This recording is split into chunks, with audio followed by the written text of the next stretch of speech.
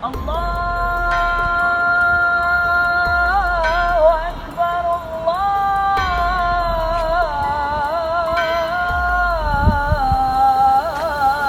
अकबर। दोस्तों, इस्लाम को लेकर लोगों की क्या सोच है, ये बात किसी से छुपी नहीं है। दोस्तों, एक तरफ तो इस्लाम अपने पैर यूरोप में धीरे धीरे पसार रहा है और पूरे यूरोप का इस्लामीकरण होने की कगार पर है, तो वहीं दूसरी तरफ यूरोप के एक देश इटली ने इस्लाम का असली चेहरा दुनिया के सामने ला दिया है। इस्लाम को धीरे धीरे हर देश से खदेड़ने की मुहिम शुरू हो गई है। इटली की प्रधानमंत्री ने मुसलमानों और इस्लाम के खिलाफ जो कदम उठाया है, उसे देखकर हर कोई उनकी तुलना उत्तर प्रदेश के मुख्यमंत्री योगी आदित्यनाथ से कर रहा है। आखिर इटली के प्रधानमंत्री क्यों हैं इतनी चर्चा में, और क्यों इस्लाम को लेकर इटली के प्रधानमंत्री ने कुछ ऐसा कहा जिसे सुनकर सारे इस्लामी देशों में हड़कंप मचा हुआ है। वीडियो को पूरा जरूर देखिएगा। वीडियो पसंद आए तो लाइक और शेयर भी जरूर कर दीजिएगा। वीडियो में आगे बढ़ें उससे पहले अगर आप एक सच्चे हिंदू हैं तो सब्सक्राइब करें फैक्ट मंत्रा चैनल को और बेल नोटिफिकेशन को ऑल पर लगाएं ताकि कोई भी वीडियो मिस ना हो। दोस्तों, दुनिया भर में इस्लाम को लेकर कुछ ना कुछ नया सुनने को मिलता ही रहता है। अमेरिका से लेकर यूरोप और चीन से लेकर हर तरफ इस्लाम के कट्टरवादी विचारों को लेकर आंदोलन हो रहे हैं। इस्लाम के असली चेहरे को दुनिया वाले पहचान गए हैं। दोस्तों, इस्लाम में मानने वाले लोगों में आतंकवाद की भावना का होना ही उनके लिए सबसे बड़ी परेशानी का सबब बनता जा रहा है। जबरदस्ती इस्लाम में कन्वर्ट करने से लेकर लोगों को सारे आम कत्ल करने तक इस्लाम को मानने वाले लोगों में ऐसी ही मानसिकता पाई जाती है। लेकिन अब दुनिया में लोग इस्लाम को नकारने लगे हैं और धीरे धीरे इस्लामी विचारधारा को खत्म करने की कोशिश कर रहे हैं। दोस्तों, ये बात किसी से छुपी नहीं है कि किस तरह से इस्लाम शासकों ने भारत पर आक्रमण किया और यहां आकर मंदिरों को तोड़कर मस्जिदों को बनवाया। इसके अलावा हिंदुओं का दमन करके उनसे जबरन इस्लाम कबूल करवाया। मंदिरों के तोड़ने और मस्जिदों के बनने के प्रमाण आपके देश की बड़ी बड़ी इमारतें को खुदाई करके मिल जाएंगे।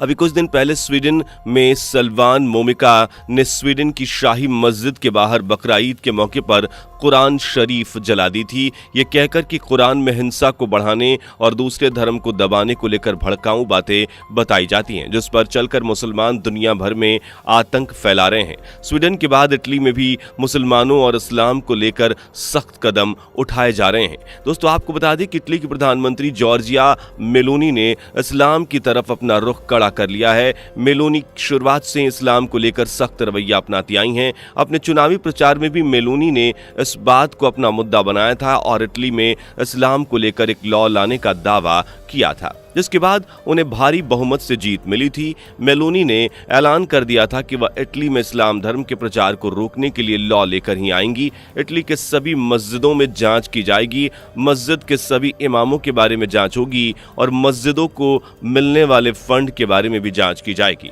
यही नहीं, इटली में सार्वजनिक जगहों पर मस्जिदों में नमाज पढ़ने पर भी पाबंदी लगाई गई है। कारखानों, सार्वजनिक पार्कों और सोसाइटीज में भी नमाज पढ़ने की मनाही है। इटली के प्रधानमंत्री ने यह भी हुक्म दिया है कि नमाज को और आजान को इटली की भाषा में पढ़ा जाए और इटली भाषा में ही कुरान को भी पढ़ाया जाए, ताकि इटली की जनता को पता चल सके कि आखिर कुरान में क्या बताया जा रहा है। इटली में तेजी से हो रहे इस्लामीकरण की वजह से इटली के प्रधानमंत्री ने सख्त रवैया अपनाया है। दोस्तों, इटली में अब कोई भी नई मस्जिद बनने के लिए सरकार से इजाजत लेनी होगी और उनके फंड के बारे में भी बताना होगा। इटली के प्रधानमंत्री मेलोनी की तुलना उत्तर प्रदेश के योगी आदित्यनाथ के साथ भी की जा रही है। आपको ये भी बता दें कि इटली की प्रधानमंत्री जॉर्जिया मेलोनी ने एक विधेयक लाने की तैयारी कर ली है, जिसके तहत इटली में बनने वाले किसी भी मस्जिद के बारे में सरकार को जानकारी देनी होगी। जॉर्जिया मेलोनी ने यह भी कहा है कि जहां जहां इस्लाम धर्म स्थापित है वहां गृह युद्ध होते हैं और इन गृह युद्धों में होने वाले नुकसान को लेकर दुनिया भर के लोग इन देशों की सिंपैथी दिखाते हैं। गृह युद्ध में बेबस बच्चों और महिलाओं की तस्वीरों को दुनिया को दिखाया जाता है, लेकिन जब शरणार्थी बनने की बात आती है तो इन देशों से सिर्फ आदमी ही दूसरे देशों में शरणार्थी बनकर घूमते हैं और फिर उस देश को आतंकी का अड्डा बना देते हैं। मेलोनी खुले तौर पर कहती हैं कि इस्लाम आतंक बनाने वाले का धर्म है और जहां जहां मुसलमान होते हैं वहां आतंकी गतिविधियां बढ़ने लगती हैं। मेलोनी कहती हैं कि वह ऐसे आदमियों को शरणार्थी नहीं मानती। इटली की तरह ही चीन भी मुस्लिमों के लिए सख्त रवैया अपना रहा है। चीन में रहने वाले उइगर मुस्लिमों को दाढ़ी रखने और खुले में नमाज पढ़ने तक की भी इजाजत नहीं है। इसके अलावा टोपी लगाना और औरतों का बुर्का पहनना भी सख्त मना है। कई सालों से चीन में ये उइगर मुसलमान चीन की दमनकारी नीति को भोग रहे हैं। दोस्तों, आज दुनिया भर में इस्लाम को लेकर लोगों की सोच बदल रही है और इस्लाम का असली चेहरा सभी के सामने आने लगा है। दोस्तों, इस्लाम को लेकर कड़ा रवैया लोग अपनाने लगे हैं, तो वहीं दूसरी तरफ हिंदू धर्म को लेकर अपनी सोच में सकारात्मक बदलाव भी लोग कर रहे हैं और खुले तौर पर हिंदू धर्म को अपना रहे हैं। देशों विदेशों में हिंदू धर्म की धूम मची हुई है। लोग पूजा पाठ और हवन वगैरह कर रहे हैं, गीता और रामायण पढ़ रहे हैं, हिंदू धर्म को अपना रहे हैं। इटली में भी लोग हिंदू धर्म को मानना शुरू कर चुके हैं। एक तरफ तो हमारे देश में लोग अपने देश की संस्कृति को भूलते जा रहे हैं, तो वहीं दूसरी तरफ विदेशों में हिंदू संस्कृति की खूब धूम मची हुई है। सनातन धर्म की तरफ विदेशी से ज्यादा आकर्षण मिल रहा है। कई देशों में हिंदू धर्म के नैतिक मूल्यों में अहिंसा और दूसरों को प्यार दुलार देना शामिल है। हिंदू धर्म बहुत व्यापक है और हिंदू धर्म में कट्टरता को कोई जगह नहीं दी जाती, इसलिए बिना किसी जोर जबरदस्ती से दुनिया के कई लोग हिंदू धर्म का खुली बाहों से स्वागत करके अपना रहे हैं। हिंदुस्तान में आने वाले ज्यादातर विदेशियों में यहाँ के मंदिर और यहाँ की संस्कृति को जानने के लिए रुचि रहती है। कई देश हिंदू धर्म को अपने धर्म बनाने के लिए तैयार हैं और पुरातन संस्कृति को अपना रहे हैं। इसका जीता जागता उदाहरण इटली है, जहां हिंदू धर्म को मानने वाले लोगों की संख्या 6% है।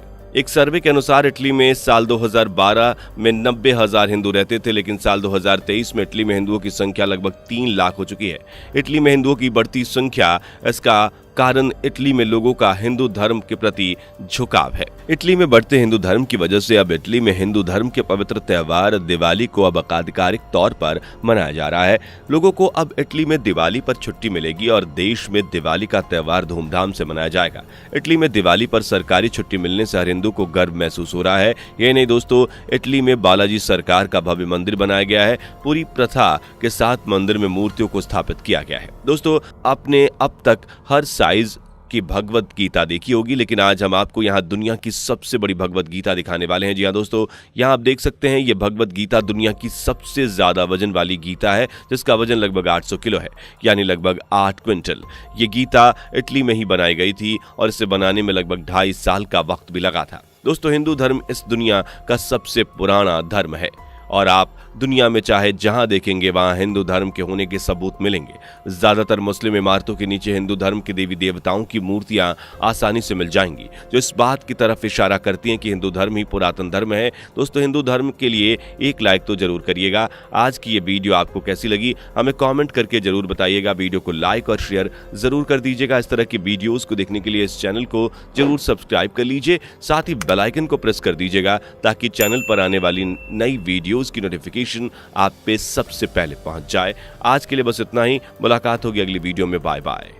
दोस्तों, आपके स्क्रीन पर 2 और वीडियो दिख रही हैं, जिसे देखने के लिए आप स्क्रीन पर क्लिक करें। दोनों देखिएगा, बहुत अच्छी वीडियो बनी है।